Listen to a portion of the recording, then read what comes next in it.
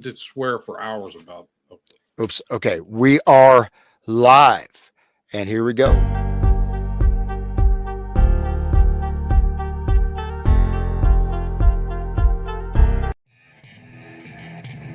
Eyes wide open. Hans Utter investigates your home for everything under the sun. True crime, hidden history of music, lifestyle, current events, esoteric, parapsychology, just about whatever the heck we choose to talk about. Sit back and enjoy the show. HansUtter.com. Check out conspiracytriviagame.com, promo code Hans12. Enjoy the show.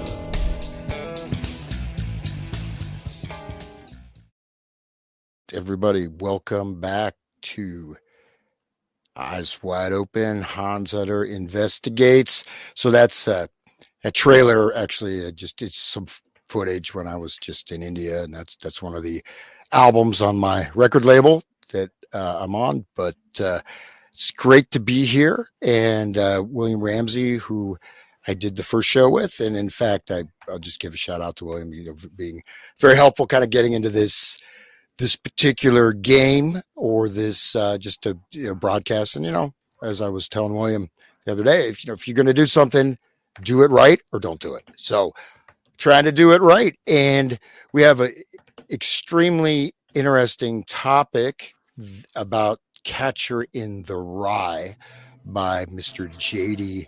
Salinger. And before we dive into William, I'll just say a few things about this. So in my high school, everybody had to read Catcher in the Rye. In fact, the entire school system, and my son actually had to read it, a number of years later. And it's something that becomes encoded almost, especially at that transition, adolescence, puberty, and I don't think people really think about some of the impact potentially of this type of literature. And there's a few other books which people probably don't know that we had to read. One of them was a book called Go Ask Alice, which is ostensibly the journal of a girl who basically loses her mind from taking LSD and becomes like insane. And another one was Lord of the Flies, which is our wonderful reference to survival of the fittest with Beelzebub, the Lord of the Flies, that the demonic entity that some people worship and some people do not like. But anyways, we're reading this book, and then also Are You There, God? It's Me, Margaret, which has a lot of things about early sexuality. This is, of course, long before the whole agenda that I'm sure now it's really extreme. But all these books have different types of messages. Obviously, Lord of the Flies is about violence. It's about human nature is basically we are violent, and once you take away the veneer of civilization, we're going to kill each other. And then Go Ask Alice is one of those anti-drug books that pushes people to take drugs. In fact, I had one of my teachers when I read that book was talking about, have you guys taken LSD? He was literally encouraging us in the high school to take LSD, saying how great it is. Wow. Yeah. That's amazing. And then, of course, so that's drug use and then sexuality. But what we're going to talk about today is Catcher in the Rye, which, unlike those three other books that I mentioned, Catcher in the Rye has a very unique footprint across American culture and history. And there's a lot of unanswered questions regarding the book. And well, I'll just let William come on up. William, how you doing today? I'm doing well. Thanks for having me back. Good to be with you. Excellent. Yeah. So what made you decide to do this topic? Well, my research kind of started last year in March 2024. I kind of was looking into somebody, we were talking online on social media about Chapman. I had done interviewed a guy who did a thing about a book about the death of Lenin. So I was very familiar with Chapman. He said somebody contested some of my research and said, "Oh, the Catcher in the Rye wasn't as is impactful on Chapman as you're saying." So I had to go back and go look at the literature.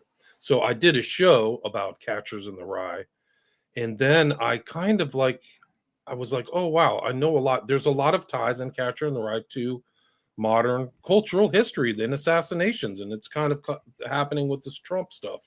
Ties in with some of these characters. And so I was just kind of researching, and then I did a show about it and read the book and was astonished. So like you, I was reading it in high school, had no clue what was going on. Like I just thought it was like we were talking in the pre-show.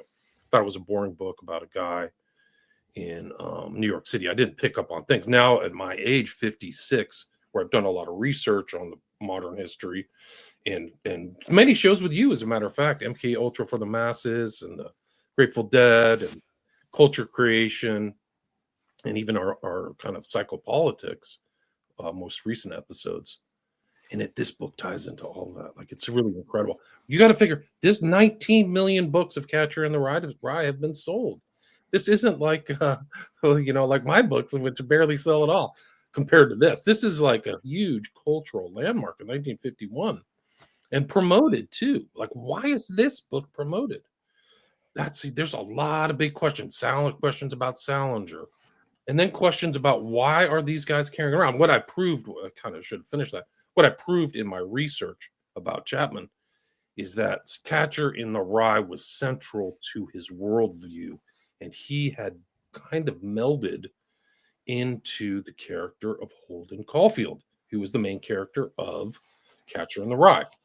And so my research into it just like opened up kind of American culture creation. And so many people, like I did the recent shows on the Beatles, who I'm now convinced, like I didn't know this when I was a kid. I love their music. Total culture creation. They didn't write probably any of their songs, which kind of strangely ties into this, as Lennon was killed by Chapman, supposedly.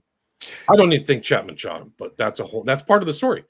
But he was killed in 1980 at the Dakota in New York City, which strangely overlaps with this book that takes place in New York City. And even the main character, we can talk about the book in detail maybe to get started, but he literally, I'm just writing it in my notes. I've lived in New York for all my life. I know Central Park like the back of my hand. And literally Dakota's right on Central Park in Manhattan. But yeah, Chapman literally carried the book into court 8 months later and made these strange statements in court about the book, and literally promoted the book in a weird way. Like, hey, everybody should read Catcher in the Rye. Why is this insistence on there? Why are certain people saying this? There's even a rumor that Oswald, among his literature, Catcher in the Rye, I have not confirmed that. If anybody can confirm that, send that to me, please. When they went through Oswald stuff in 1963, which would be really astonishing. Yeah, I just want to bring that up, is that now some of this, there's, you don't know if it's disinformation or whatever, but supposedly both Reagan and John F. Kennedy were obsessed with the book Catcher in the Rye as well. Wow. And then Oswald, and I don't think not Sirhan, but Oswald supposedly was also reading Catcher in the Rye, and the thing and is, Hinckley, don't forget Hinckley. Well, no, I'm saying I'm going back because everyone knows. Okay. Basically, there's three documented killings with Catcher in the Rye.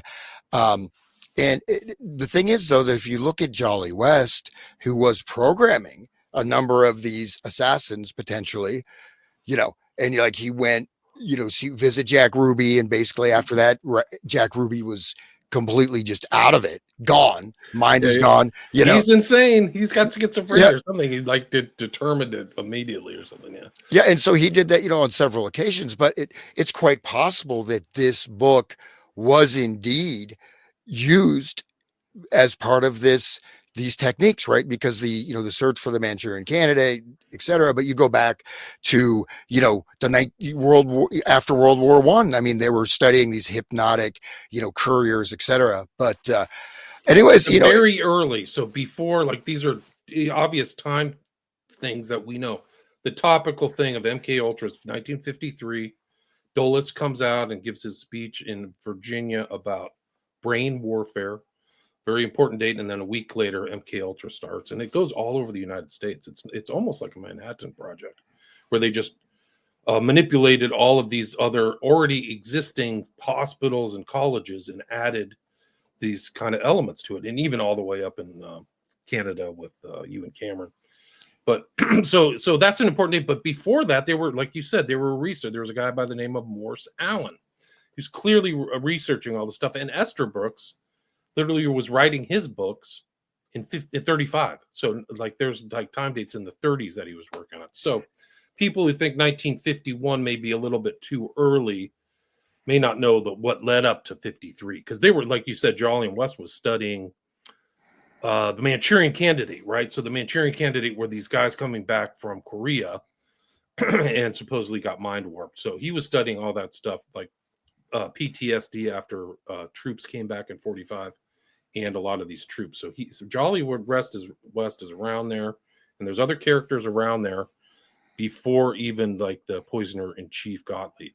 So the putting this book in that historical context, I think, is important, because to my knowledge, they haven't answered a lot of questions about how this book suddenly materialized and why it became popularized. And I think there's something more to the story, because it's really an incredible book. It deals with dissociation. It deals with so many different psychological states, and this main character who's supposed to be seen as a hero, he's a monster. Holden Caulfield is a monster. And some of the research is this I've read. So it led me to kind of researching Joe Atwell. We were talking about that in the pre-show. And he's done a couple papers. One is about pedophilia in this book, and the other one is about masonry. So he sees masonry involved in this, which my reading, I didn't. But he's also been on a number of shows talking about it from his angle, like the Masonic angle of this. But there's something even more profound than that. So yeah, well, and one thing just to tie this in too, because you have, so as I mentioned, the fact that you're reading this in high school. Okay, it was published in 51, which actually was a really good time in America. But during that time, you have, Asphalt Jungle, you have, Marlon Brando, et cetera. They're promoting this idea. You have West Side Story promoting this idea of the alienated teenager, right? And in fact, this is sort of where the teenager is being created as a separate teenager, adolescent, et cetera, is being created as a separate sort of entity. But they're really promoting this sense of, like, the existing order is messed up, but really a kind of a fruitless, egotistical wandering in the morass of one's own mind, which you find, of course, in the 1960s with the whole drug culture. But we see that it started there. But the odd history of this book, and Dakota, was that not in Rosemary's Baby, or is that the Chelsea? Rosemary's Baby is the Dakota, yes. Yeah. So Dakota, so Rosemary's Baby is another very important, we're not going to go too far afield, but, John Lennon being killed there, of course, Tate murders, Manson. So you can see all of these sort of threads, being pulled together. But, how about, I have not read the book for quite a long time. I did, my son was reading in high school. I kind of looked through it, and what I thought was, this is as you said, it's a very dark book. It's a very odd book. It's a very pointless book. And Holden Caulfield is, he's obviously a very unreliable narrator, but what was I assume you've read it recently. So give me your feelings about the book when you read it. How strange he is, Holden Caulfield, right? And I think even the name, like when you realize the book, the names that are in the book are very important. They have meaning. They're not random. So a call is basically like when a baby is birthed, there's a call in the kind of placenta or something. Sometimes it gets attached over a face in history that was seen as somebody who would have kind of second sight or something like that. So I think the name is very important. Caulfield, second sight field, catcher in the rye field, right? So you're seeing these are very complex overlaying concepts in the book. And Holden may have other meetings like hold on to the Caulfield, whatever. But one of the things that it's an internal dialogue of Holden Caulfield most of the time. He's interrelating with other people, but he also what's really incredible is how there's so many concepts that start off at the beginning. This theme of transformation. So he's kind of transforming all the time. He's grown recently. He's skinny. He's 16, which you realize. There's this kind of idea of games where life is a game, which is actually a very, believe it or not, it's a theme within cults. Like they see like you're playing a game, or the famous statement of Joe Pesci and JFK. It's a game. It's all a game to these guys, this intel guys, right?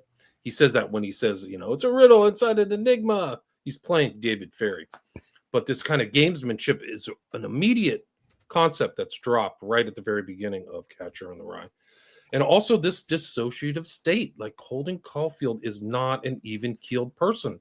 He does weird things. He attacked somebody without provocation, one of his buddies, who he thinks he's friends with, who he also doesn't like. And there's also this thing of he's in psychoanalysis, been in psychoanalysis since he was the age of 13. So this isn't kind of like an alienated kid, like this, like kind of, he is alienated, but there's more to it, right? So he's in the care of a psychiatrist and has been from a very young age, and he's lashed out. He's like broken windows. He says he broke all these windows. His brother had died of leukemia. He had an older brother who's kind of like the star of the family, and then his younger sister Phoebe, who he idolizes a little bit too much. He says he was a little too affectionate to her. So these themes are in there. Like that pedophilia theme isn't a joke, it's for real. So those are kind of the intro, but it just goes on. He's schizophrenic. There's hints of sexual abuse for him. He wakes up on like his headmaster's couch, and the headmaster has his hand on his head or something. Like there's, and he talks about a split brain on page 13. He's going through a phase. There's repetitive phraseology, which is really kind of strange in a book. He goes, you will, you will, you will. Page 19, like it's almost like somebody's psychically driving him.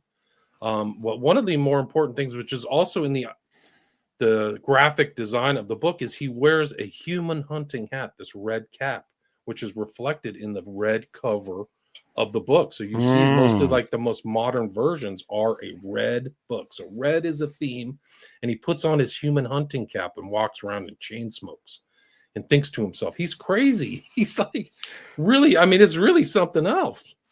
Well, and those are all like really great points. And again, it is really a rich book. And I may bring up a little bit more about Salinger's background coming up, but just some of these points. So, what I'm reminded of, time and time again is like, for example, Freud was studying neurobiology, neurochemistry, neurosurgery before that. So there was a lot of advances in these things. You can go all the way back to Mesmer, hypnotic stuff. So a lot of these things, some of this research, you realize, well, there was stuff in the 1880s, 1890s that was pretty advanced. They had electric cars that work better than our current electric cars back, before the turn of the 20th century. But one of the things this reminds me of is Kurt Lewin's work on psychological topology, right? So, and this is about generating types of influence patterns that create sort of groupings, right? We'll get into that in too much detail. But another thing, we look at the mental hygiene programs, they're promoting this type of inner awareness where you're literally these are called interjects, where you're actually physically talking to yourself. Okay. And this is shown as your regular consciousness, right? So it's this inner dialogue, and even all these, positive thinking. This is a particular type of thought, but literally when you do that, your tongue is moving, right? And this is a lot of times this is used for it creates dissociative states where you split into two separate, three separate. You're having an inner conversation, and you're literally physically talking to yourself. Your speech centers are active, your tongue muscles are tightening. And before I dive into it, I just wanted to read the poem that this was based on. I think it's just a little bit interesting. I don't know. See if this is going to work here. Let's see, here we are. Yeah. So this is a poem by Robert Burns. And I'll just go through this. Robert Burns, of course, was a lyric poet. I guess this was a song. So I'll just read this. Coming through the rye, poor body, coming through the rye. She draggleth in her petticoat, coming through the rye. Oh, Jenny's a sweet poor body. Jenny's a seldom cry. She draggleth her petticoat, coming through the rye. Now, just does that not sound a little bit like a rape, maybe? Yeah, there's like keep reading it. It gets worse, I think. Yeah. Gin a body, meat a body. And so for those who are just listening, gin, like to drink gin. Obviously, he's getting that sort of country pronunciation with his diction, but he wrote gin. Gin a body, meat a body, coming through the rye. Gin a body, kiss a body, need a body cry. Oh, Jenny's a sweet and sea. I'm not sure what that even means. Jenny's a sweet and sea, period. Jenny's a wheat and sea. Oh, Jenny's a wait and see. So, okay. Gin a body, meet a body, coming through the glen. Gin a body, kiss a body, need the wild ken. Oh, Jenny's a wheat and sea. Gin a body, meet a body, coming through the rye. Gin a body, kiss a body, need a body cry. I like a body, has a body. Nera a hain hey I. But the lads, they low me, and what the war am I? Gin a body, meet a body, come and fray the well. Gin a body, kiss a body, need a body tell. I like a body, has a body. Nera nay I. But all the lads, they low me. Right. They love me, right? And want they love what me. I am. They love me. Yeah. And war am I? Gin a body, meet a body, come and fray the town. Gin a body, kiss a body, need a body gloom. I like a Jenny has her jockey. Ne'er a hang high. I guess have I. You know what that? Yeah. Can you translate? It's just old English, but I mean it's ain have I guess. Ain't I mean, have low I. is love and war is want. So But the all lads, they love me and they want what I am, right? But it's kind of odd because you're shifting. You can see even in this this poem, you can see it's sort of if Jenny is the lady, she's dissociating from herself, right? Yeah, she's dissociating. She's looking at this and that, and she's like almost watching herself from outside. Her petticoat is hanging, and then and obviously some kind of sexual relationship, which to me it sounds like a rape and a dissociation after a rape potentially. It's not like a love poem. No, like a sexually charged poem. So, and that's a core central element of this whole book is this Robert Burns, and it is incredible. There is this sequence where he's with Phoebe, his 10-year-old. He really likes her. He says strange things. He also pinches her on the behind. Like he's very close and affectionate with her, which is a bit disturbing. But like she's a central figure too. But one of the things about this character and the way that she's written is Phoebe almost talks like an adult. So it's almost that kind of like I got the sense of like she corrects him. She corrects Holden. Like she knows Robert Burns. You have a 10-year-old kid who's talking to Holden who knows Robert Burns in the actual rhyme because Holden, like he does everything else, he's misinterpreting all of these things. He misinterprets tells from other people, like he's that messed up. So they're kind of like you're watching him talk and like somebody's saying, stop shouting at me. And he goes, I'm not shouting. So the other person has the impression that Holden's shouting. And so he's misinterpreted this as a catcher in the rye. It's not in the Robert Burns poem. And she corrects him. Phoebe corrects him at the end. She goes, what does she say? if a body catch a body coming through rye. So she knows the Robert Burns poem, and she says to Holden, it's if a body meet a body coming through the rye. It's a poem by Robert Burns. And then there's this common theme of crazy and madman. And he's like, oh, I know it's crazy. He says that in response to Phoebe. And like another repetitive phrase in there is, I'm a madman. He says that to himself, about himself all the time. It's really great. And he's suicidal. I mean, it's just something else. But yeah, so this poem is a very important, and I think the impact on the reader is this is a profound book, profound cultural meaning, but the impact on the reader is like, you're going to misinterpret some stuff in this book because Catcher in the Rye isn't the real poem. And it's almost like it's inducing you to misinterpret things. Like it's not a clear thing. And the other thing, when he's talking to Phoebe, he flips in and out of conversations. It's incredible the way that it's written. Like, it's so sophisticated. Salinger was like 32 or 33 at the time, but he's talking to Phoebe, and then he goes off on this long tangent about how his old roommates and all this stuff, and Bob would drop things and all this, and then pops back and starts talking to Phoebe again. It's incredible. So he's dissociative. He's not even keeled at all. So the psychological states, he's having incredibly different psychological states, and sometimes they're not overtly explained to you, right? So it's like you have to kind of read through it and go, oh, wow, Holden's a big mess. He's a total mess. I mean, you're muted. Yeah, so it's incredible. I don't know why you're there. Yeah, and no, I was letting you, because I get inspired by what you're saying, and I want to make sure I don't interrupt. So that's why muting. But it's, and I really want to stress that this. So we have some references. So what he's conflating this, right? And it just says Jenny's a wet all the time, right? Jenny's wet all the time. I'm not sure what that means, but I guess we could come up with some interpretation. But what does the catcher come from? You've got the Pied Piper, and then you've got the child catcher in the Chitty Chitty Bang Bang, right? So, and also Atwill makes the claim that catcher is actually a scythe, so like it's a scythe in the rye. So like that's what you do when you go out and shear wheat or whatever, is the scythe in the rye. So it's actually a dark kind of implication. So the one who carries the scythe is death, right? That's the Grim Reaper, or the Saturn has a scythe, right? So there's, and that sickle, right, is hammer and sickle, the scythe of the communist who killed 150 million people in the last 120 years, 150 years.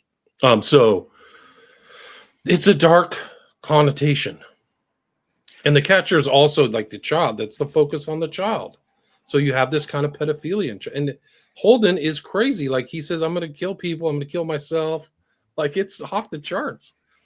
I mean, the kind of stuff that he says. Well, and then it's implied. Like, then it's also so weird. He makes random calls all the time. Like, maybe that was the culture back then, is you just called your buddies or called your girlfriend and have them meet you. But like, he calls his like old friends, his old girlfriend, his professor, Mr. Antolini, and shows up. And Antolini says to him this, get this, something tells me what's going to happen to you is you're going to die nobly for an unworthy cause. Yeah. So it's almost like these guys, this mentality of these programmed assassins ties into this book. And there is a, I mean, it's unbelievable, but there is a rumor somewhere that George H.W. Bush, who would have been the beneficiary of Hinckley killed Reagan, right? Because he was vice president. He somewhere said that it was Catcher in the Rye was one of his favorite books. Well, and if you understand the history, you'll understand the potency and the incredibly profound meaning that is. Yeah, no, and I just I want to stress this, that so literature, arts, especially at sensitive points, right? This is how you create a cohesive culture. You have examples of heroic people of great intellect, people of great compassion, people of great ability, but also this is like one of those transitional, right? I would read it, adolescent phase, little bit younger, maybe 14, 15, 8 years old. You read it in high school. Holden Caulfield is giving you, because these are transitional phases. Of course, there's going to be some discomfort, when you go through transitional phases in life. Right. But he's giving a modeling of how your inner consciousness is supposed to be. You're supposed to be talking to yourself in your head all the time. You're not aware of how you have Your no perceptions, yeah. perception. How other people perceive you doesn't matter as much. Yeah. Holden Caulfield is totally, he doesn't respond to other people's pleadings. That's the whole thing. It's like weird. Like that's the whole thing. That's why he's under the care of a psychologist. That's why he's flunked out of multiple schools, and his dad's going to kill him and all this stuff. It's incredible. It's off the charts. And there's also another sequel. Like there's these names I think are important. He goes to the Wicker Bar. And if you've heard like the Wicker Man and all this, so like it ties into this whole other thing I was just talking about, the scythe, the catcher, the sickle. The Wicker Bar is where you like take a body from old history and burn it as a sacrifice. You can see the Wicker Man or whatever. But he runs into this guy Luce. And it's an interesting choice of a name because the Luce family is like really one of the kind of elite families of the Gilded Age, right? So the time, back when magazines were much more important, like Time, Life, and all this stuff, the Luce family, Skull and Bones, and they're just a whole nother show in itself, just the Luce family, because they were the ones who helped cover it up. Well, it came out of Time Life as the one who bought the Zapruder film, right? Kept it from the public. But it is interesting. Luce shows up at this bar, and Holden's like, this guy knows everything about sex. So he's a sexologist, and it's almost like he's like, Luce is like knowledgeable about gays, and Luce is like this person who says half of married guys are gay, which is not true. But this kind of impact of him saying that almost like coincides with the Kinsey stuff, right? Mm-hmm. So it's like this is getting put into the culture. This book is an incredible cultural creation device that is very dark. And I didn't understand it when I first read it. Now at my age, I'm like, this is freaking crazy. It's also anti-Christian. So from a Christian perspective, like people may not pick up on what he says, but this guy is dark, man. He thought all of the apostles suck. He hates everything. He says he hates everything in page 169. He says that. And then he says, I swear to God, I'm a madman in page 174. And this whole thing of psychological theme of madness goes through the whole thing, and it's presented to you through the narrative. But he also says, the apostles I have contempt for. I got to get the exact thing. But then he says, the only person I admire was the lunatic who Christ drove out all the demons from. That's who he admires. And if you know kind of your Bible, you'll know that Christ went out to this guy who had multiple demons, Legion. So this is a reference to Legion. And Christ released these demons from this man who couldn't be restrained. He was just totally crazy. I mean, you can read. I have to get the section of the Bible. Christ relieved him from the demons, and the demons went into a herd of pigs, and the pigs killed themselves and rushed into water. Like that's one important. So that's who Holden sympathizes with. And there's another sequence where they're debating whether Judas actually goes to hell. Judas is the great betrayer of Christ. I remember that. Yeah. So they're talking about that. And I mean, there's another, Jesus would have puked at this, he talks about that. And it is interesting. I mean, it's just like there's overlapping kind of stuff that he's also a snob. So his dad is a corporate lawyer, and he gets really obsessed with these cheap suitcases. He feels sad and depressed by things that would not make the normal person sad or depressed. So like he gets depressed when he sees a cheap suitcase, which is weird. Like this is what's throwing you off the edge. Like things that the normal person hopefully wouldn't find, maybe it's a memento or something important, a loved one, but things that you wouldn't find kind of disturbing, he finds disturbing and throws them around. Like now I feel even more depressed. Depressing bourgeois pens, So that's another thing. Like they even mentioned, he uses the word bourgeois. So it's like, he has a good vocabulary, but it's like he can't ever apply himself because he's out of his mind.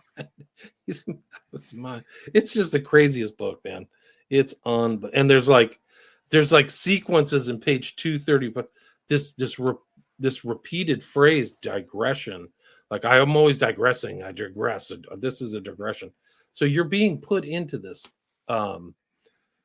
You're being exposed to these concepts throughout the whole book in a very sophisticated way. It's great. It's amazing. Like it's amazing to think that every school child in the U.S., like you said, culture creation, that every school child is exposed to this. It's dark, psychologically super dark for me. Well, and this, I mean, we can see this like for the shows, for example, we did on Trump derangement syndrome.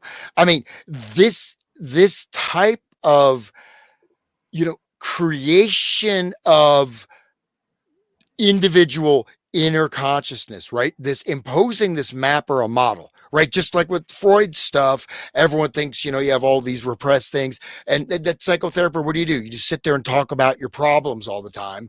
And so it just like Holden Caulfield, you're creating a sense of self-importance. And then you're like amping up your little small discongruities in life. And yet you're living in this inner, it's basically, you're just in your own shell. You're in your own room full of mirrors but you don't care because you think it's great. And one thing this ties in with, again, around the same time, is this concept of self-esteem. Right. And so people don't really know this comes from, Maslow's hierarchy and all that. But and I've done some shows in the past about this, that self hyphen. Right. This is based on a fundamentally dissociative state. Self-esteem. What it means is how much you like yourself based on how much you think other people like you. Right. So I'm thinking they like me or not. And then I'm going to cogitate on that. Then I'm going to reflect that back on my other self. And then I'm going to be happy or not happy. So you think self-esteem is sort of an integrated state. It's not. It's a refraction of a refraction. Right. So you know what I mean? So it creates this inner divide, this sort of inner dialogue or consciousness. And so I think especially at these primed locations of someone's development, you can really encode stuff in their mind. And, I think in the 50s, it's maybe trying to foment the adolescent, disenfranchisation. If you look in the 80s, 90s, I mean, we have a much more society that is quite an alienated, disturbed culture and society. No question. And so in that way, you're going to take, you're going to identify with Holden Caulfield as some kind of a hero. Oh, even subconsciously, the teachers want me to read this. Right. I think that's the impact. That's the interesting thing that I find reading this is like, how did this guy get a hero or anti-hero patina? Or how did that done? I don't see him heroic at all. He's not heroic. He is a mess. He's a sociopath. He can lie for hours. He says that to like in his internal dialogues. So he's actually kind of reading this book is encouraging you to emulate Holden Caulfield, who wears a murder hat, is schizo, and says like a madman over and over again, and uses the word trance. Like, I'm in a trance on page 73. Like in 1951, they had it down. How does the writer even put that in there? Give me a break. Like, the more you analyze this, the darker and more tied into culture creation it comes in my mind. Like, it's often like the birds and stuff. Like, he doesn't understand things too. He's like, where do the ducks go when the pond freezes? Like, where do the ducks go? So he doesn't understand, like, the ducks fly south and north for the winter or wherever. They go to where it's warm. Like, he doesn't understand that. He keeps asking, where do you think the ducks go? So he's going to see where the ducks are at Central Park. Like, it's weird. Like, it's really crazy. He's fascinated and scared by blood. So he's fascinated by blood. This is dark topics.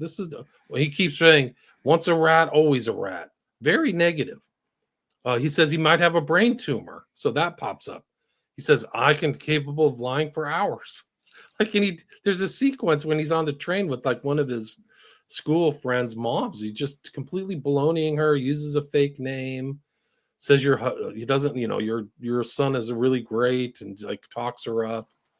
And it's just incredible. incredible stuff, man. And one time, like, he like makes these phone calls, like he's trying to contact people.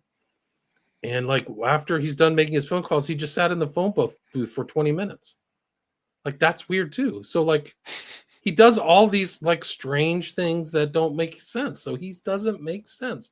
And that's what they're encouraging. Like Holden Caulfield, like become a scatterbrained, you know, dissociative whack job. Like, Well, then also, this there's a lot interesting in this, and I want to. We'll get to you let me know when you want to put the PowerPoint up. But the other thing is, you mentioned phony. He calls everybody's a phony, yet he himself is a complete liar. Yeah, exactly. And so everything is phony, and then it's like, and everything is about him. The whole world revolves around the son. It really does. Holden Caulfield. Yeah. And one other thing which ties into a lot of the research done by Pavlov and Luria, some of it related to the idea of schismogenesis, generating schizophrenia in dogs and then in little children. But one of the things was using types of parallel messaging to create this sort of inner, and a lot of this is done through music, even through, sleepy time songs for kids. I've talked about this, where you get like sort of your arousal and rest. You could say parasympathetic, sympathetic nervous systems firing both at the same time. You're imprinting this idea of disease, right? So you have a little bit of a ache or a pain. I may have this disease. I may have that, right. And so this is also something that's literally been inculcated. And again, we can see the fruits. By their fruits you shall know them, right? Look at our modern world right now, right? Dude, the whole generation of my kids' generation, they're all what's the word where you're always afraid of, like, you're sick or something, or they're all psychologically messed up. A lot of them, anxiety, I think it's because it's been created. But what is it when you're always afraid that you're sick? When you're what's the word? You know what? I don't know why. Anyway. There's a word for that. Like, people have that, and there's also people that actually will induce conditions, right. And then there's the other one where they'll induce it in their children. Right. That's von Munchausen syndrome. Yeah. And this is like a third grade word. Holden Caulfield has a better, a better vocabulary than we do, right? But at least when he's writing and talking, Holden Caulfield has a good vocabulary. There's no question. But he's also, one of the other elements of him is he's kind of a trickster. So you see that trickster kind of theme with him, kind of a Joker theme in a lot of ways, which is also kind of like a darker element, like a chaos magician. There's that piece of thing, and he always thinks, like you said, that egotism is really important. I think important element where he says everybody's fake, but he's fake. Like you said, he never acknowledges. He says maybe sometimes, but he also uses these fake names. One chapter ends on page 114. He says, people are always ruining things for you. So everybody else is to blame. It's not his decision to get Fs at school or misuse his dad's money. He just blows through his dad's money. So he doesn't seem to have a job, But it's another thing. He also says he's a sex maniac in his mind. So he's actually kind of like, this is another thing that's another theme, is these guys are sexually frustrated, and he is. So he says he's a sex maniac in my mind. He's almost like always obsessed. He's interested in other people talking about their sex lives, or he's thinking about their sex lives. So one of his guys is talking about girls in cars and whether they did the deed together. So he's thinking about that. But then he goes to a hotel in New York City, and the bell guy in the elevator hooks him up with a prostitute.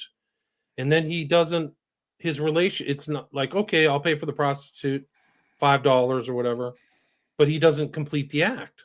So there's an available girl there that he seems to like her dress or something, like she has a green dress, but he just starts talking and fumbles. And so he's like a terminally sexually frustrated kid, 16 or something, but it's also sex obsessed. So maybe that's something that is typical for that age, but it's reflected in Holden Caulfield. So that's another theme that's in this, is like,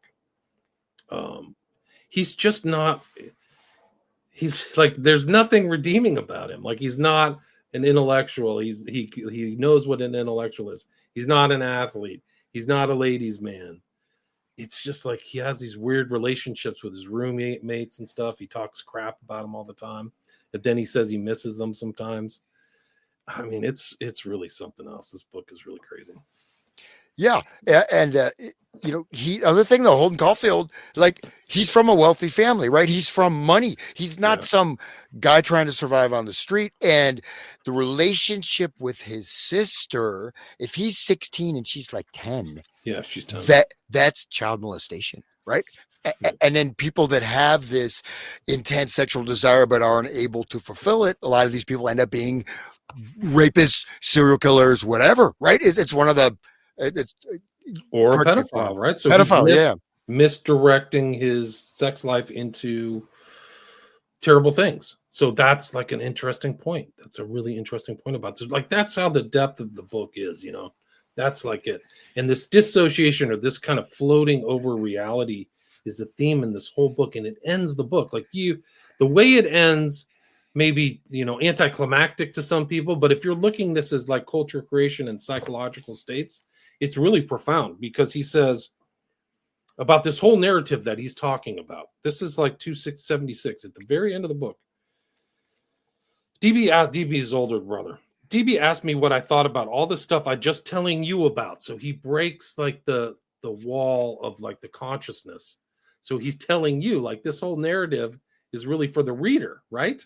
So like it's not just you're watching him. He's telling you at the very end. This is really something. I think they call it breaking the fourth wall, where they start talking to the audience. He's talking to you, so he's broken the fourth wall, which is really profound. Like why would somebody like Salinger know how to do this?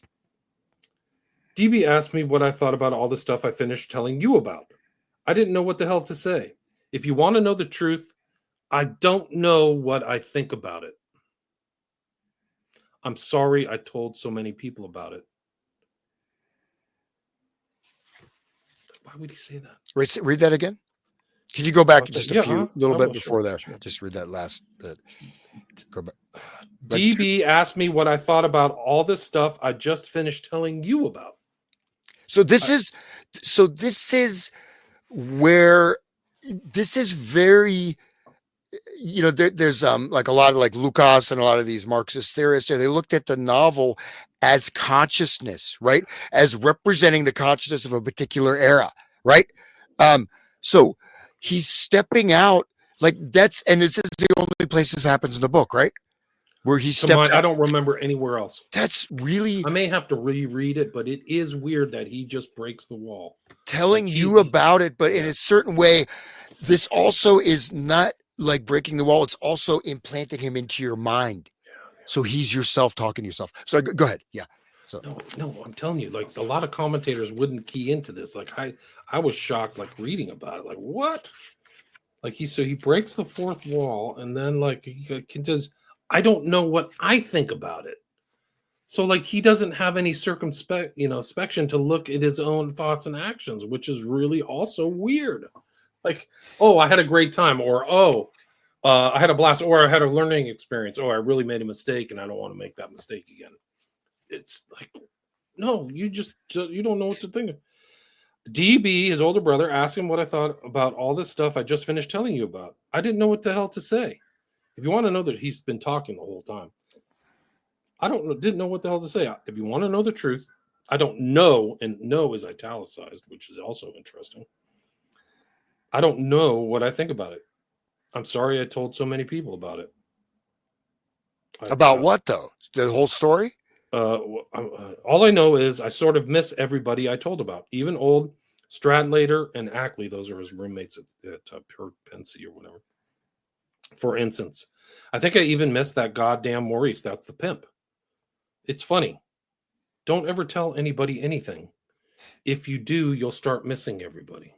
What? That's the end. Finney. Wow. That's bizarre. Yeah. I mean, it's very, this book is disturbing as hell, man. Yeah. Like, the more I read it, I'm like, you're giving this to young kids who, like, some freaking group of Satanists or something devised this. I don't even know what it's crazy. Well, and again, the purpose.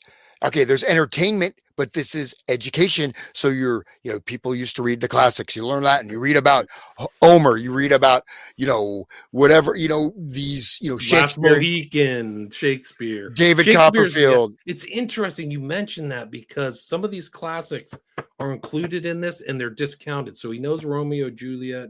He knows Shakespeare. It's weird. It's weird. So they're mentioned. Burns is mentioned. Like his sister knows Robert Burns, a 10-year-old sister. It's so weird. Well, and it's also kind of weird because I don't know if I mentioned this, but like she talks like she's an adult. She doesn't talk like she's like the way that he's interpreting her is almost like she's older and smarter. It's weird. Like she doesn't use kid terms. She's aware of other stuff like dad's gonna kill you. What are you doing here? And she's almost kind of a liar like him because he smokes a cigarette in her room, and then her mom comes home and she's like, "Oh, I just wanted to see what what the smoking was like." And mom's always nervous or whatever. I mean, it's they're promoting smoking also, and one thing just to underscore this is they're using a lot of very advanced literary techniques like James Joyce, Ulysses and stuff, but in very subtle ways and very, like someone who really has studied these particular types of rules. And it's, within the context of the book, it doesn't, because it's not, it's not like a deep, per se, on the surface, it's not really particularly a deep book. Right. I think that's the perception. It's incredibly profound, dude. Wow. It's something else. Like this book is crazy smart. Like you said, sophisticated literary techniques. Why does he break the fourth wall at the end? That's like a thing that also, like you said, it just goes into your brain. I don't know about what happened about the things I'm telling you about. He's not talking to his brother. He's talking to the reader. But notice the things he's talking about people and then things. So, you know what I mean? Are the people things? You know what I mean? Like he juxtaposes matter, event, relationship, and it's just very distorted. Yeah, distorted. His reality is he's distorting reality all the time, constantly. He's also a pyromaniac too, by the way. I forgot to mention that. So in addition to being like a sex maniac in his brain, he likes to take matches and let them, burn down to his fingers and put them out. So he does that to a whole matchbook. So he's got all of these things. I think they say like a rapist or a murderer has like 3 things that they all do in common: hurt animals, pyromania, and bedwetting. Like if you have those big 3, you're gonna, be a rapist or psychopath or something like that. I forgot what it was. So at least he has pyromania. Yeah, well, maybe even rape. Who knows? But do you want me to throw up your PowerPoint? Yeah, sure. I took it down because it's kind of a disturbing picture. And so, who are we looking at here? That is Mark David Chapman, guy who loved Catcher in the Rye. There's just absolutely no doubt about it. Like this guy was obsessed with the book and thought he was Holden Caulfield. So he must have read that last passage. Like I'm going to have to do like a psyche cleanse after talking about this, but like he must have read that last package and like absorbed Holden Caulfield into his brain. And where's this? I'm going to change the slide here in a second because this guy is really disturbing looking. Yeah, no, it's really crazy. And picture. He's like Holden Caulfield. His reality has been distorted for him. So he's holding his finger to his temple, like a bullet through the head, or like I don't know. Where's the context of this photograph by any chance? I wish I did. I don't. I just thought it was interesting because he's pointing to his brain. Like the cultists will do that too. Like, I have the secret knowledge, so maybe he's thinking something on that line. But it's interesting that you mentioned that, like a bullet to his head, because here's another one of a guy. These guys committed these shootings within like 3 months of each other. The Lennon and Reagan shooting. If you can bring up Hinckley.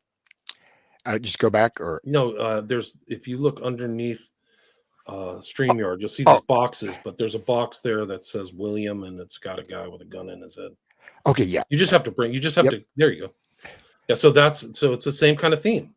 And it's almost the same pose. Look at You his know, face. Like it's like a totally not smiling, just like a but almost like a beatific yeah. sort of tranced out gaze. So if we go back, I mean, it's remarkably analogous to this other photograph. I mean, see that? I mean, you have this sort of um, almost like a type of stupefaction, but then also like like a trance state where you have some kind of special knowledge. And we go back to this other one, very similar, same hand, same almost the same Almost the positioning, same, yeah. except for of course the arm is up and the finger is represented where the gun barrel is, right? But it's very, And this is how very Taxi weird, Driver, if you remember Taxi Driver, Mhm. this is how Taxi Driver ends too. Remember Travis Bickle. This actually, believe it or not, Taxi Driver ties into all these kind of MK assassin types because Travis Bickle, when they wrote Taxi Driver, Al Pacino, right? So the very one famous movie, which ties Hinckley was obsessed with what's her face. What's the girl? This is like the Jodie Foster. Oh yeah, Jodie Foster. Yeah, yeah. So he had a this is mind blowing. Can't make this stuff up. He's obsessed with Jodie Foster, who I think in Taxi Driver, she's basically like 10 or 12, right? So she's kind of in the Phoebe role. He has Catcher in the Rye, Hinckley does. And then the character Travis Bickle, disaffected nihilist, has internal monologues, much like Holden Caulfield, right? Mm-hmm. In New York City, Mm-hmm. right? Like you cannot make this stuff up. He has this gun pose, but he's based on another killer, the guy who tried to kill Wallace. His name was Arthur Bremer.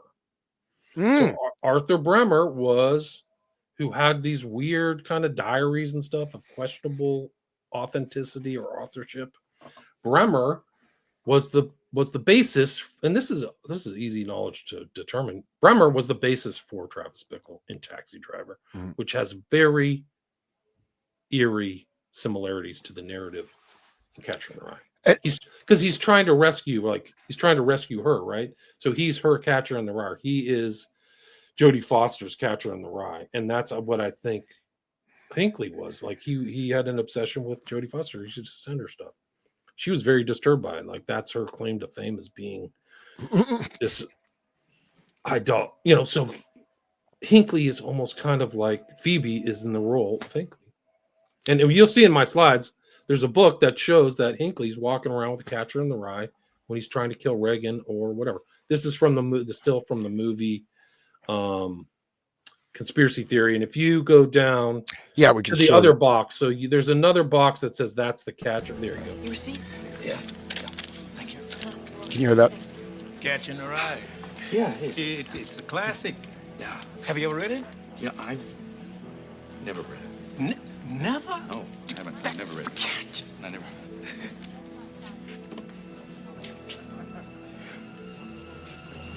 Catcher in the Rye. So he's going to buy Catcher in the Rye with the classic red cover, right? So that's conspiracy. And so you'll see in this in the later slides, Chapman, on the day of the Lennon assassination, stopped into a bookstore and bought Catcher in the Rye. Well, so again, in that movie, so you got your slide here, how the Catcher in the Rye is linked to JFK, John Lennon, Rebecca Schaefer. And yeah, the book, even the book cover with the red, that weird kind of off yellow, kind of like a sickly yellow font. So let's, and the carousel, right? So the very last sequence in the book is Phoebe and Holden at the carousel spinning around in circles. Wow. I just want to say, like, Taxi Driver is another one of those films. I remember even in college, just people would act out scenes from Taxi Driver. People would watch that movie over and over and over again. Yep. I never really liked it that much. I didn't think it was that good, but it's one of those films. It's like an iconic film, right? People were obsessed with that. Absolutely. I think did it win Academy Award for something? I feel like it did. And Travis Bickle is a classic. Like he's a classic kind of anti-hero character, much like Holden Caulfield. He doesn't understand stuff. Like I think he takes this girl on the first date to go see porn. Porn. Remember that? Like, yeah. That's where he goes to the porn movie, and she's offended by it, and he's like, "What? What do you do? You know, like, what's your deal, man?"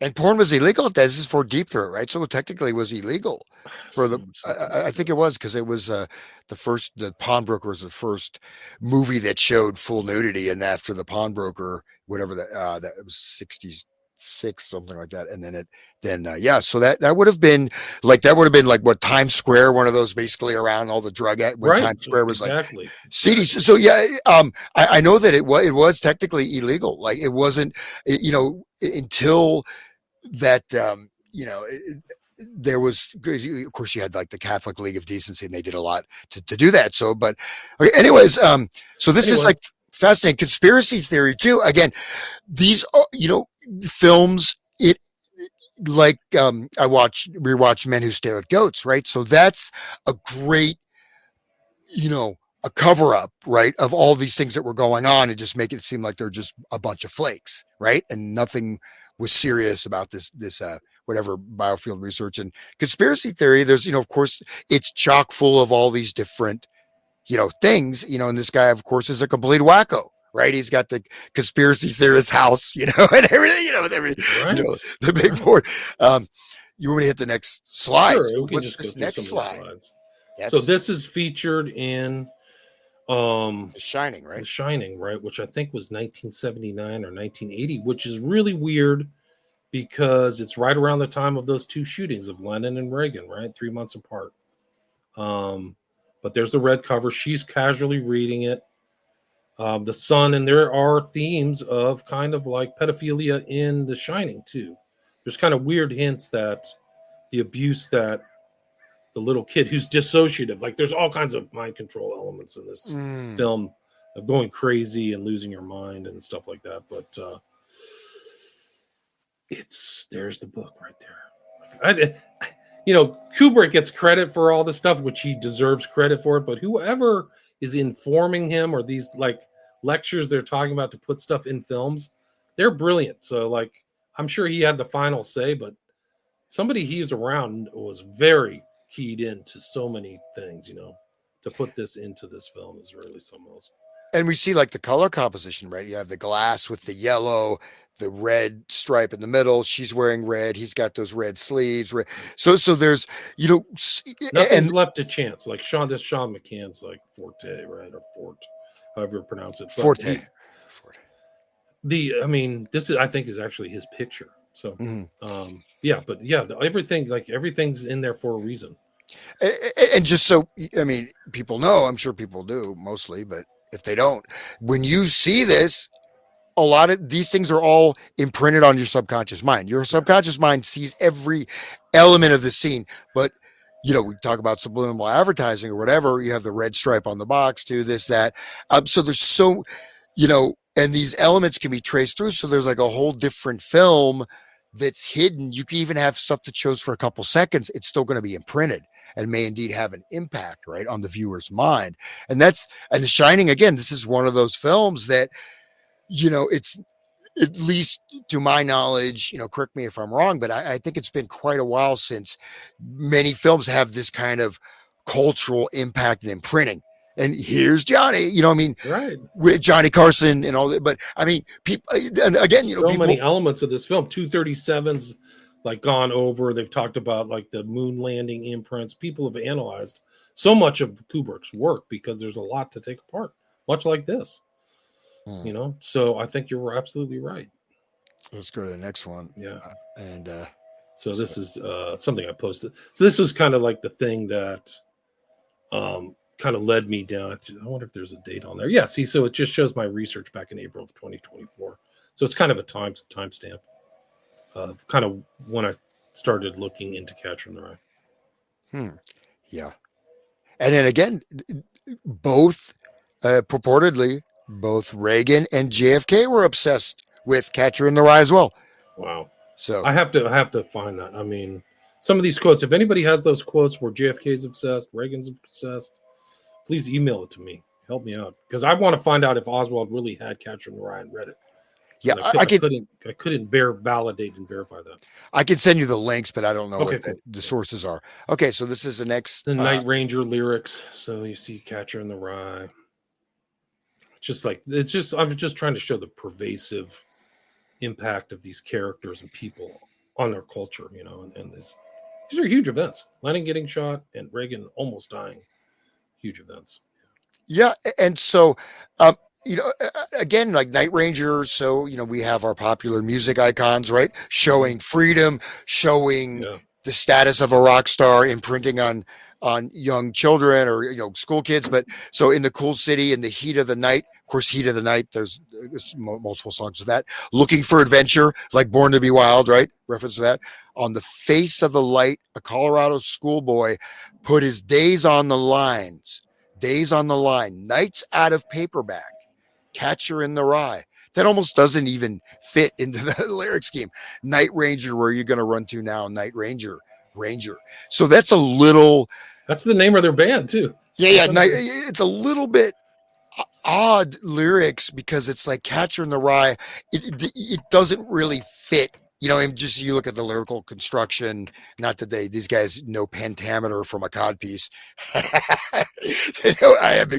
No, but it's kind of stuck in there. But why would you want nights out of the paperback Catcher in the Rye? I don't want nights like that. That doesn't sound like a particularly. I don't want to walk around in a schizophrenic daze, like into some delusional state. Right. What was their famous? Don't Tell Me You Love Me. I think they were famous for. Yeah, God, Night Ranger, this 80s hair band. Yeah, 80s hair band. Yeah. Anyway. Let me go to the next one. Yeah, sure. Okay, go ahead. So this is from Joe Atwill, his blog, Freemason in the Rye. He saw all these Freemason connections. I didn't when I did my reading, but I'll try it again. I'm not a Freemason, so I wouldn't see those things. He said he got information from somebody else, but you can check out this is from 2015. But this, I kind of took a screenshot for a couple of reasons, because this was one of the old covers, which I think at first glance doesn't have any sinister elements to it. It's just a guy walking around smoking cigarettes with ducks coming out of his head. But that's the red hunting cap he puts on to kill people. So and those are the ducks that he can't figure out what happens to them at Central Park. So like he's out of his mind. Like he's dangerous. He's actually he's a dangerous kid. This is not a hero. I mean, and that shows. See, what we're looking at is a type of serious psychic malformation. Because if you use the word digression, you see that. I mean, now there's very few birds, but I mean, there used to be a lot more birds you'd see. But you see them flying in formation, and you live in New York City, dude. Yeah. How do you not know? I mean, how do you would know that at 2 years old? Right. That's like classic children's book stuff. Yeah. So this is very odd, right? And I wonder if there's more to that. It's like what I mean is that sort of the torque on that impact on the reader's mind, right? There's some kind of subtleties going on. Like here. You're not he doesn't understand, so you don't understand. So I shoot people in the hat. That's it. If you can go back one more, just because Atwell mentions in the last sentence, he says, it is alleged that Lee Harvey Oswald had a copy in his apartment and that it was one of his favorite books, though this is disputed. So somebody, if they can validate that, please send it to me. Yeah. Somebody's an Oswald expert may know that. Somehow I was thinking like the DC Sniper or something, but maybe I'm wrong, but it is really interesting because it's I could see reading a book that's really dynamic and exciting and a rich thing. I mean, Catcher in the Rye, like it's not like you know what I mean. It's not to me. It doesn't something that's going to stand up to like repeated readings, right? Just it's not that. I mean, it doesn't, at least for me, it doesn't have that depth. But of course, it has the depth as a programming manual. And yeah, for 60 years they've been force feeding to adolescents, and it's there is no Holden Caulfield has no redeeming qualities, and not only it's you can have a moral lesson, right, in terms for someone that's kind of messed up, but in this case the moral lesson is it's good to be a complete psycho, wacko, sexually dysfunctional and phony. I mean, I bet, I am actually intrigued to go back and really analyze the Do it. book We can do in depth. another show. We haven't even gotten through like 10% of the stuff that I've Okay. put together I should've- because you should read it. You need to psychologically, cleanse yourself. Like it's far darker than what they're exposing to teens. Just like you said, this is terrible. There's nothing. He's a drunk. He's like break stuff. He's chain smoking. Just all of the stuff. he's got, I mean, like even, yes, when I, grew up, you have your roadside porn stores, but I never went to, you're going to a movie theater that shows porn. Those are, they were notoriously at Times Square, these are like pickup places. There's also a lot of, like for even pedophilia, this and that. What do they call it? Cruising. Yeah. Is what they used to call it. And so this was, it was serialized, right? Was it 1948? I don't know. I believe it was. I heard there, one other researcher, I did a show with Todd Wood. He said that he actually had, supposedly, according to rumor, he had some chapters of this book with him. Salinger did when he was in Europe for World War II. So that was like 44, supposedly. Yeah. So no, these were illegal. Known as stag films. And so this would be, you're going, they'd show them privately, or any kind of movie theater showing porn is going to be very, very sketchy place where there's going to be other illegal activity going on. No question. I don't know if that's, there are a lot of them are mob run too. Like the mob is making money off them. I think the mob financed some of those early porn movies in the 70s, is my understanding. Yeah, can you go to the next slide? Sure. So this is just where he says, this is a people shooting hat. I shoot people in this hat. And there's kind of elements of gun, like he fakes being shot, or he thinks he's faking being shot in one sequence. So this kind of shooting theme is there. So again, just to notice, you do maybe a linguistic, there's types of, linguistic analysis, like even the sentence, this is a people shooting hat. I said, I shoot people in this hat. So it's like an inversion, of the words. It kind of reminds me of Cat in the Hat, but it's a weird, people don't really talk like that. Yeah. You talk He's like talking that. to himself. Yeah. Yeah. And it's, I don't know. It's talking to yourself, walking around. It's a good thing to do, right? Let's do that. All you teens. All right. So this is the book that I read, Mind Games, The Assassination of John Lennon, where you can see a lot of stuff. I've interviewed this guy, David Whelan.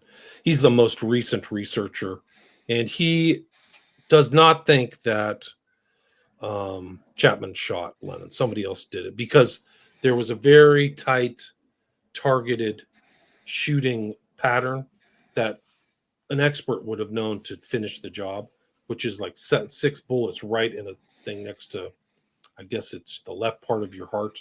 So the blood that flows out of your heart was destroyed. So he was dead before he hit the ground. And the body was moved.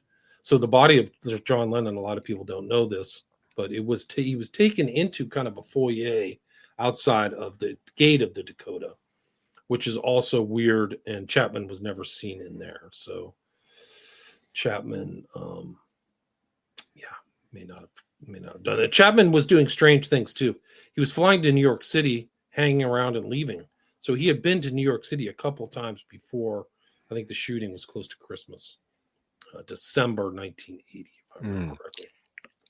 Yeah, and I'm familiar with that from some time ago about the fact that, potentially, as you said, Chapman did not shoot Lennon as Sirhan Sirhan, right? Right. I'm almost convinced Sirhan Sirhan did not kill. Yeah. But you have your mind control patsy. Oswald didn't shoot either. So all these people are patsies. Oswald said it himself. I'm a patsy. So I don't even think that shot was not the shot you would take. If you were an expert marksman on top of the book depository, you had a clean shot of Kennedy driving right at you. It's the easy shot. It's like a turkey shoot. Like literally you would have taken the shot when they turned left onto before going into Dealey Plaza. Instead, he waits and makes the hardest shot. And then Kennedy's head bounces in the opposite direction. It doesn't make sense. I don't even think he shot him. So, well, yeah, I agree with you. But I think he was supposed to be killed in the movie theater because the shot went off. Like there was an attempt to shoot Oswald in that theater because a gun went off. A lot of people don't know that. So, they had to get rid of him immediately, ASAP. And then we have the whole story about Ruby and Jolin West who shows up. There's like some hardcore there's some hardcore CIA people around Chapman. Mhm. Like it's the same thing, dude. Yeah, and Lennon, just because we did that other show recently, and we talked. You mentioned that primal scream therapy. So Lennon's primal scream, right? But his handler Yoko Ono, there was an incident where he had this almost like sort of a Britney Spears style personality breakdown where he smashed all these mirrors in California. So Lennon. And Lennon has going through it. Like their last discussion in the Playboy interview that's kind of famous, where he says the Beatles were all about doing what you will, but he also says I'm not going to work for the Carpenters anymore or something like that, like the craftsman. I don't want to be a craftsman, which is a direct tie to masonry, right? Mm-hmm. So like he's like I want out, and they put him out. They really did, yeah. So. And I've done shows on the Beatles, and just total culture creation. They're not the guys who wrote their own music. I mean, I think it's proved. I think Mike Williams, Sage of Quay proved that there's no way they wrote the songs for Revolver. But that comes from the John Coleman, the Committee of 300 talks about Theodore Adorno. Yeah. I think that's a bit to me is a bit of a stretch if you look at Theodore Adorno. Now he was, of course, Frankfurt School, etc. But brilliant guy, really. Yeah, absolute genius. But he is a, you have of course like the whole Tin Pan Alley, the songwriting industry, but there, Adorno, in the 1930s, the Princeton Radio Project, we talked about how the song, again, just like this book, right, can influence the consciousness. And Lennon, he's just like, in the sense of Catcher in the Rye, this kind of meaning, all these songs, Lucy in the Sky with Diamonds, and, I guess, but I don't know, blah, blah, it's weird. It's almost similar language. If you look Strawberry Fields Forever, it's almost the same kind of weird language. There's an overlap between Holden Caulfield and that. I think, but I don't know, just like you said, like those lyrics are really disturbing when you really kind of unpack them, other than the gibberish. But I think it's George Martin, and other people have come out and say they were session players on the Beatles, much like a lot of people don't know Jimmy Page, who was a well-known session player before Led Zeppelin. He was a very accomplished guitarist. So he said he played on, and there were other ones that they did it. And like there's a Quincy Jones who just passed away, who's a brilliant guy, like a great musician too. Behind Michael Jackson, brilliant singer. I mean, incredible talent. But Quincy Jones said he was at a thing and he's like, this Ringo Starr can't play any drums. This guy can't. He's a great guy. I love Ringo Starr, but this guy can't play the drums. He let him play. And he said to Ringo Starr, hey, go have some lunch and come back in an hour. We'll try to get this set done, And so Ringo went and had lunch. And while he was gone, he got some session guy who could play the drums and played the drums. And Ringo came back and that was it. That happens more than you would think. So some of those songs, Ringo's not playing the drums on those songs. Yeah, and some have said that Paul McCartney played drums, but the thing about, Ringo's drum parts on the Beatles songs, or whoever's playing them, they're very musically intelligent, right? Mm-hmm. It's definitely, you're not looking at, Buddy Rich, Buddy, like some insane jazz drummer, but pretty. It's like someone who really knows music that doesn't necessarily have a great drum technique. But yeah, Ringo, I've heard that, many times. The arrangement of some of those Beatles songs are off the charts. They still, the recordings, actually, they did. I mean, if you listen to these recordings, right, still, you can hear all the way. You can even hear like the sound of the hi-hat, like really, you can hear the sound of the foot pedal, like really subtle sounds with this full spectrum range of the strings. You know what I mean? Like if you listen consciously, you can kind of zoom in, with your hearing, and it's amazing what they did with 4-track, the recording. It's some of the best recordings. I mean, in terms of actual mixing and sound quality that I think have ever been done.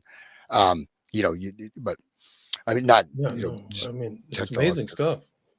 there were. I mean, whoever did the work did a great job.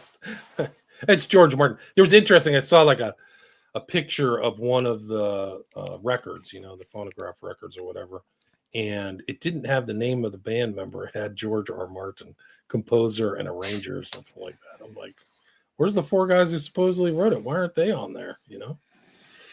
Of course, yeah, and he was classically trained.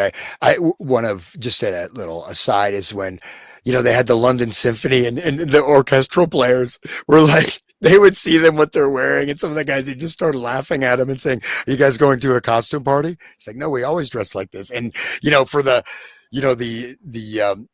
traditional classical symphony players, and they see these guys, with all their wacky clothing and all that. Sorry, I don't want to go too far afield from the topic here, but so we have another. It kind of ties in because Lennon is the target of Chapman, so it's the real history of all this stuff is much more disturbing and profound and unrealized by the modern culture generally. I would say that that's true. That the tie between Catcher in the Rye, culture creation, these killers, and Lennon's death, and all these famous people's death. Yeah, and so there's another. And Bremer, like Bremer to Travis Bickle. And I like while I was reading this, some of these other famous anti-heroes from our past, from the recent cultural past came to mind. So I was thinking of Alex DeLarge from Clockwork Orange, and then Tyler Durden, and American Psycho kind of came to mind to me too, like as a Holden Caulfield-esque, because if you watch American Psycho, he is relating to certain things like he gets really pissed off about the business card that nobody else would really care about. But also like it starts off with this internal dialogue that shows what he values, like men's like toiletries and stuff like that. Right. He started every day I put on this thing and then I do this. It's his internal model. It's like, he's like Holden Caulfield, like having this discussion about, the importance of proper, luggage. Crazy.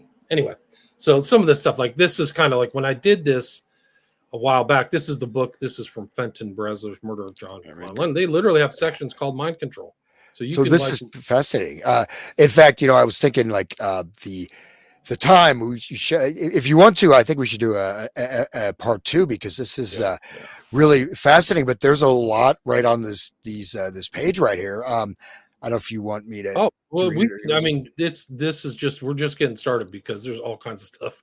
Okay, I mean that's fine. It's just the fact. I'll re-emphasize that my conclusion, April 2024, is that Chapman he was obsessed with Catcher in the Rye from the time of the shooting, where he went in and bought a copy and started reading the book, to his trial. So at the trial, he made these crazy statements like, and here's the repetitive phrases like this.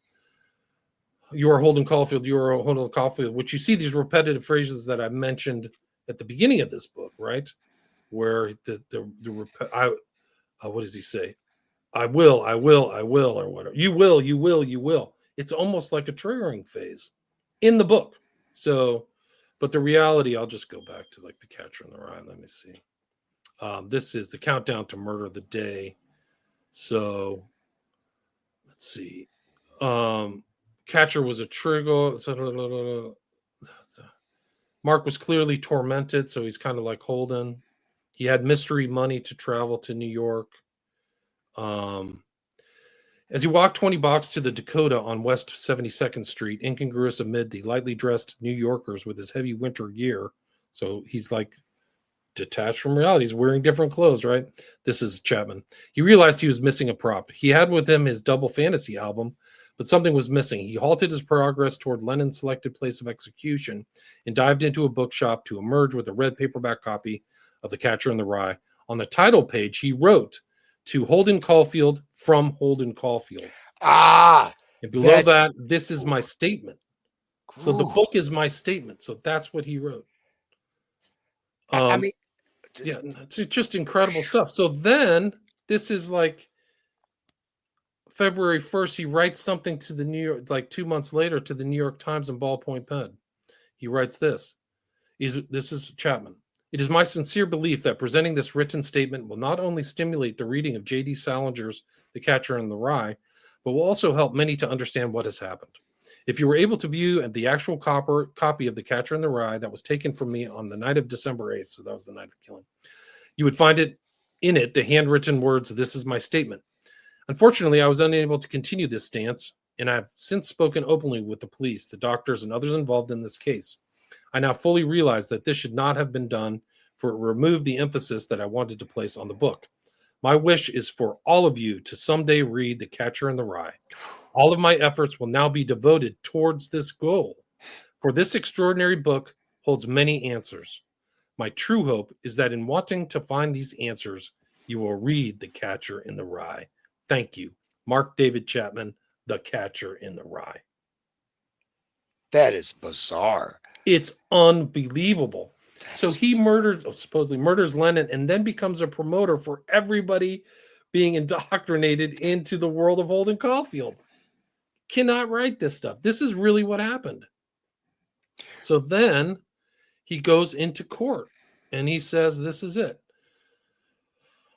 So he's repeating these sentences and stuff like that. But he walks into court. Let's see.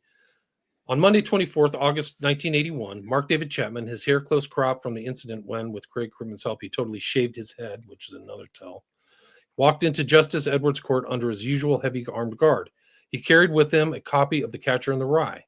He wore dark slacks and a light blue T-shirt with no jacket. One could clearly see the bulletproof vest. So he's literally shaved his head and had a copy of The Catcher of the Rye when he went into court. What about Mark himself? He had spent several hours listening to other people talking about him. What did he have to say in his own defense? Asked if he had anything to say to the court before sentence was pronounced, Mark opened his copy of The Catcher in the Rye and read an extract to the hushed part 49. He had worked it out carefully. If you want to check it for yourself, it's to be found on page 173 of the Bantam paperback. Holden Caulfield is talking to his young sister Phoebe, the only person in the world whom he really loves, about what he wants to be when he grows up. She suggests a lawyer like their father, but Holden dismisses lawyers as phonies. What he wants to be is a catcher in the rye, and he explains what he means in this passage cited by Mark David Chapman on his day of judgment. Quote, anyway, I keep picturing all these little kids playing some game in this big field of rye and all, thousands of little kids, and nobody is around, nobody big, I mean, except me. And I'm standing on the edge of some craggy cliff. What I have to do is I have to catch everybody if they start to go over the cliff. I mean, they are running, and if they don't look where they are going, I have to come out from somewhere and catch them. That's all I'd do all day. I'd just be the catcher in the rye. And then he says, do you think anyone in the court understood what he was saying, least of all the judge? I doubt it. Nothing was going to be permitted to raise these proceedings from the level of the humdrum, just as Edwards had just said, if you received a good probation. All eyes turned to him as he now delivered judgment. So then, the judge says that he's insane. I disagree with the defense attorney's suggestion that an insane crime, the act of a person who is insane, it may well not be a crime committed for classic motives, revenge or money, but it was, as the district attorney carefully pointed out, an intentional crime. But anyway, so he literally quotes from this section, The Catcher in the Rye, right? Which is a misreading of the poem that you read earlier, right? The catcher isn't there's no catcher in the rye in the Robert Burns poem. Yeah. That's that. Of course, you have the relationship with the Pied Piper, where that catcher, and leading, and then then this is Hinckley. This is from a book about John Hinckley. Strange name, Rawhide Down, but Rendezvous with Destiny, page 23. It's the last slide that I have. Oh, okay. I'll go through. And it says, the 4-day trip to go kill Reagan in D.C. was a blur of fast food and brief stops. Las Vegas, Cheyenne, Chicago, Cleveland, Pittsburgh. Traveling through Utah, he awoke from a brief nap to find the bus hurtling through a massive snowstorm. He spent much of the trip slouched in a window seat, watching the scenery stream by or reading The Catcher in the Rye, G.A.D. Salinger's novel of teenage angst and alienation. It's not about that. It's much more profound.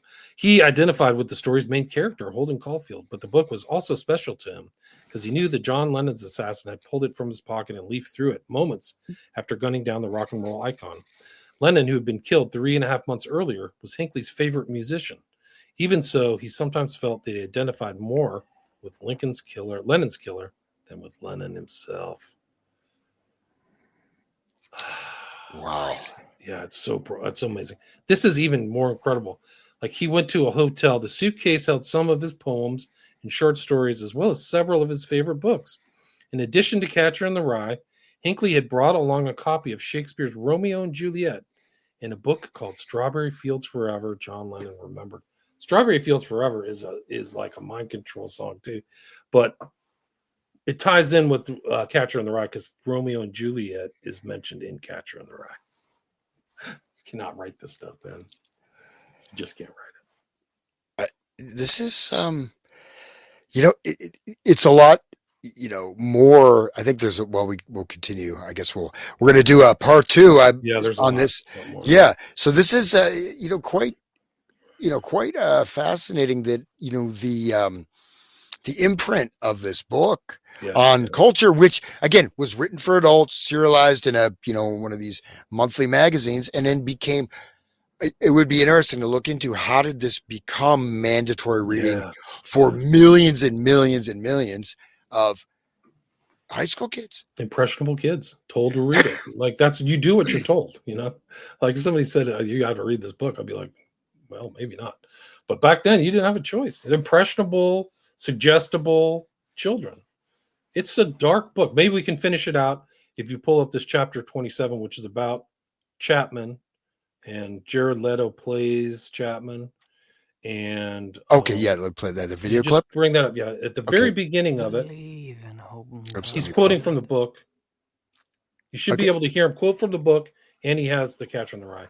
So what is this from, by the way? It's from a movie called Chapter 27. Chapter 27. It came out in 2007, and it's about Chapman in New York City. But the intro, it shows whoever wrote this book or directed it has a sophisticated understanding of Chapman and Catcher in the Rye, because the Chapman character will quote directly from Catcher in the Rye here in just a few minutes. Okay, here we go. And the book, and what it was saying to a lost generation of phony people. We have arrested Mark David Chapman of 55 South Kukui, Kukui Street, Hawaii, for the homicide of John Lennon. If you want to know, if you really want me to tell you about it, I will. But the first thing you probably want to know is all that stuff about my dad and what he did to my mom and me and all. The whole goddamn childhood. But I'm not gonna tell you any of that stuff. That stuff isn't important. Not anymore.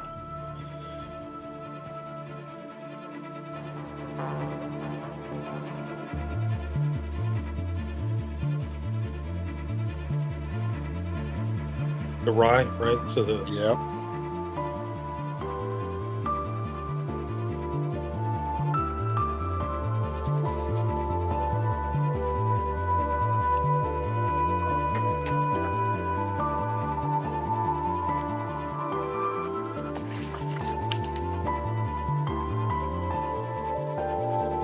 there's 26 chapters in Catcher in the Rye.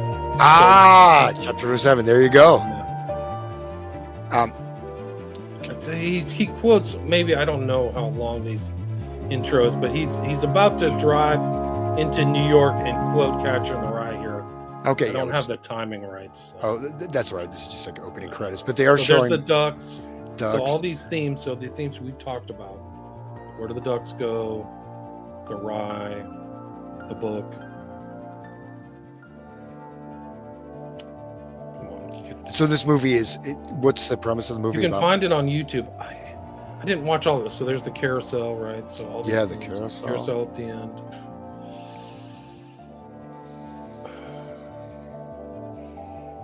It's about Chapman.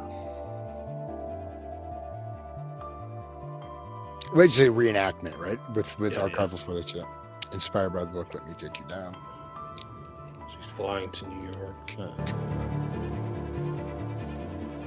There's the 26th chapter. That was what I read to you from about what I don't know what I think about this, right? I told my brother, what do I think? I don't know what I think.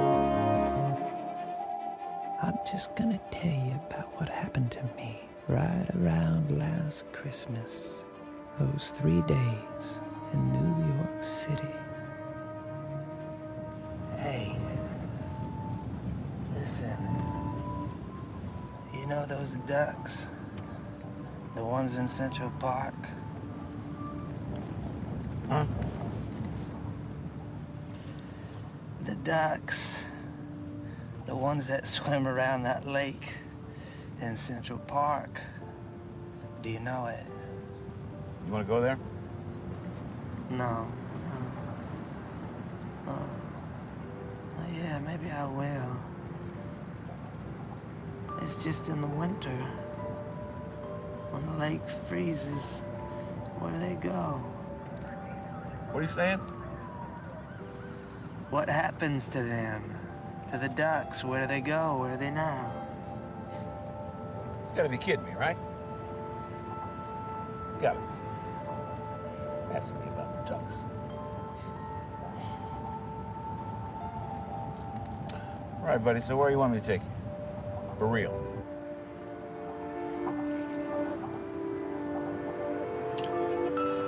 J.P. Schaefer, I don't know who that is.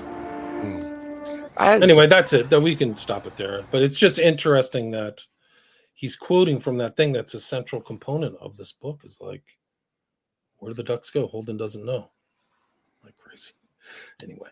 Yeah. I've been sitting still for 90 minutes. Yep. So, well, hey, William, I want to thank you so much for coming on the show. And would you like to just give some details where people can find your work or contact you or Sure. stalk you with a copy of Catcher in the Rye? I'm just kidding. Really.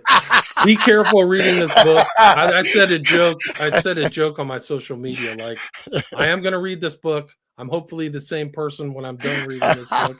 If I do anything strange, it really wasn't the real me. But yeah, all my shows are at William Ramsey Investigates. It's the top 0.5 shows in the world podcasting. And you can also find me on Twitter. I post a lot on Twitter or X. And I have 5 books that are on Amazon. And you can see my 5 documentaries at my Patreon page, William Ramsey Investigates. And thanks for having me. It's great to be with you again. It's always great to talk with you. Like your frame of reference, like is incredible. So it's good to be back with you. Yeah, thanks, William. And this is one of those things I've thought about a little bit, but I didn't even have time to reread the book. But it's I'm going to enjoy reading it before we do the part 2 and just see the juxtaposition. The impacts. But I remember when I read, high school. But I it's one of those things where you got to read it. I did feel like it had some impact on me at that time. I'm not quite sure what it was, but then, to see, like my son he actually got one of those hats. I said, get rid of that thing, man. Wow. I said, he's like, oh, it's a great book. It's literature. I said, no, I kind of got it, but reading it again, this is tying generations together, but in what way? And again, like who, this is not accidental. Somebody very high up in the Department of Education stipulated for, thousands, tens of thousands of school districts to mandate this book. 17 million books sold. It's its own industry. It's incredible. It's an incredible amount of money. I mean, even $10 a book, like it's $100 million of it sold, distributed. Like it's got to be culture creation, don't you think? Like, oh, no question. I mean, because Salinger. We'll just close with this here, actually. And anybody's listening, hansletter.com. If anybody's in Columbus, Ohio, which I don't know if I'll get this posted in time. I'm playing from 7 to 11 at 6th Avenue Grill in Columbus, Ohio, off of 161. But that's let's see if I can get this posted before I have to go. But this, again, Salinger, we'll delve into Salinger's background and some very interesting things about him, but he was intelligence and he was not, if somebody is a committed author, it's not like he wrote the Odyssey or wrote like, War and Peace or wrote like, Crime and Punishment or, whatever. He just wrote these thin little paperbacks and he wrote basically nothing and he just stopped writing.